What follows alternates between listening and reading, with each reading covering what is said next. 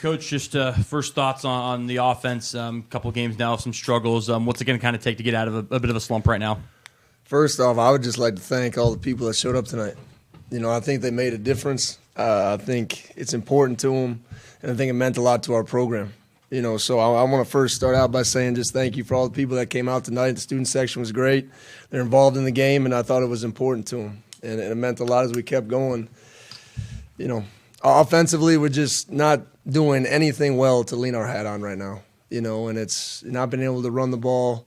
Obviously, Jalen was missing there in the second half. Negative plays, not being able to take it down the field, turnover once on a fourth down.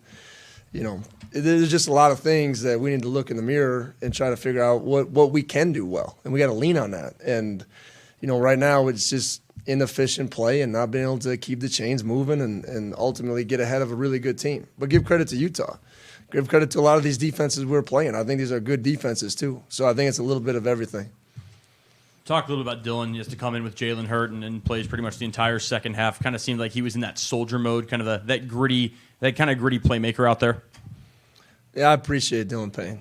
I appreciate him a long time. I've seen him a couple of years on a scout team, go every rep and take a beating and keep going and do it for the team. And when his number is called, he's been ready. And it's a credit to who he is and how hard he works. And it's tough situations to go out to against a top 15 team in the country and play a lot of snaps. But I think he allowed us to keep being efficient on offense. And I think he gave it his all. How difficult is it to come to grips with the way it ended and maybe having a chance to have a late drive there, but instead the holding penalty kind of ends it? I wouldn't start there. I'll take responsibility for the mis-execution even on the kickoff.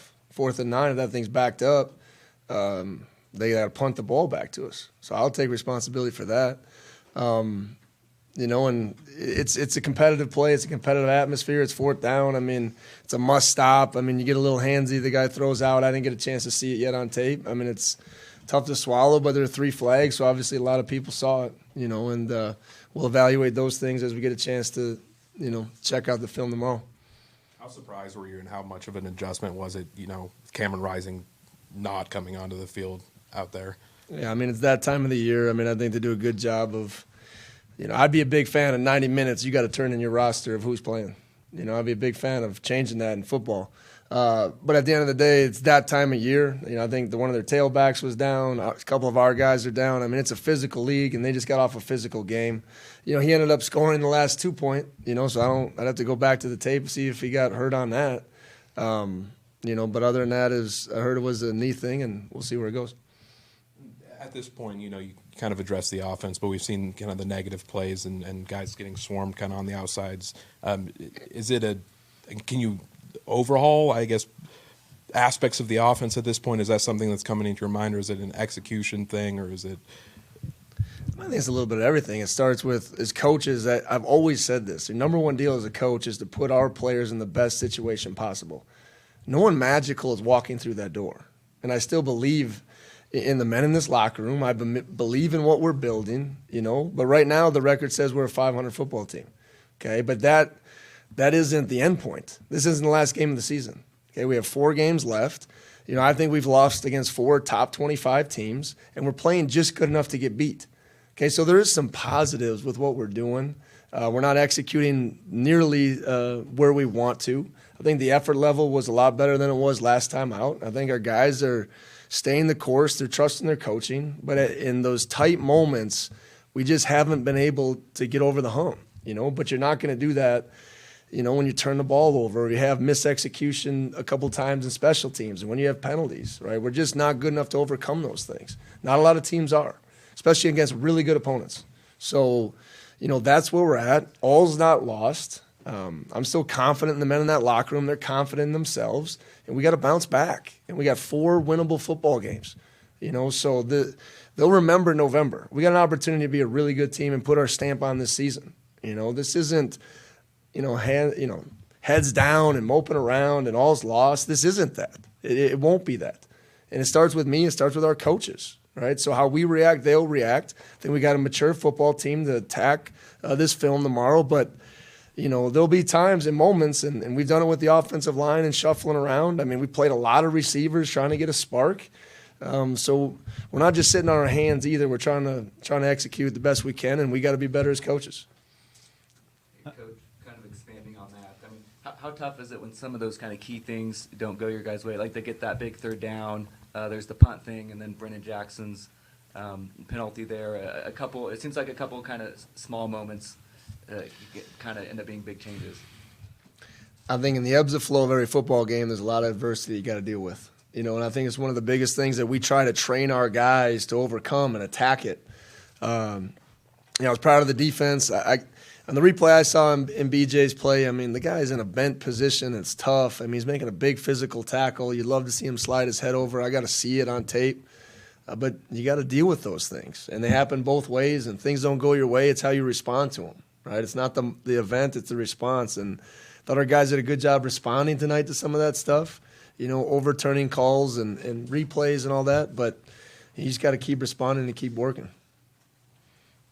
Coach, obviously Utah's been the cream of the crop of this conference and reigning champs, and I know tonight's a little different, obviously, without Cam and Tavion, but how much of this are you using as a barometer, maybe, for a team that came in here and still won a tough road game without some of their better players, but for you guys... We didn't have some of our better players, too. Yeah.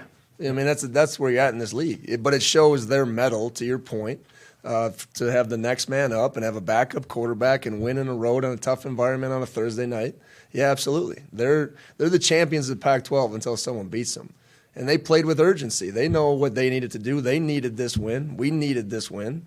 I give them a lot of credit, but, at some point, everyone's banged up, and you just got to look at who's going to win, and they won the football game. Hey, Coach, can you speak on the preparation you went into going against a guy like Dalton Kincaid, who had over 200 yards last week as a tight end? What was different about this week's practicing? And you held him to 45 yards, which is a huge increase from last week. I think it's just an awareness of where he's at and the mismatches he creates and how they do a really good job on offense being unique and finding ways to get him the ball. So it was just different, obviously, the backup quarterback, and does that limit what they wanted to do? And, they had a lot more big formations than they have coming in, so I think that limited the way they used him a little bit. I thought we were way better in the boot game than we were last time out, so it was identification of where he's at and, executing a little bit on some deep passes, to him. Alluded to this, a few key guys on Utah banged up, but despite that, your defense just allowed them 21 points tonight when they averaged 40 points per game. So what can you say about your defense continuing to keep you guys in these games? Like I said, we win as a team, we lose as a team. I'm proud of our defense. I thought it was tighter tonight than it's been. We're just missing those one things about getting some takeaways and finding some ways to flip the field and create momentum that just hasn't come, So we've had to find ways to stop people. It's just been not quite enough to overcome, not being efficient as we want to be on offense to win games even defensively. There's a couple big moments, the 3rd and 17, obviously a massive play to not execute in that situation. Which led to points. I mean, there's a lot of things, too, defensively we can do better. And proud of their effort, but really playing just good enough not to really, really find a way to win that way.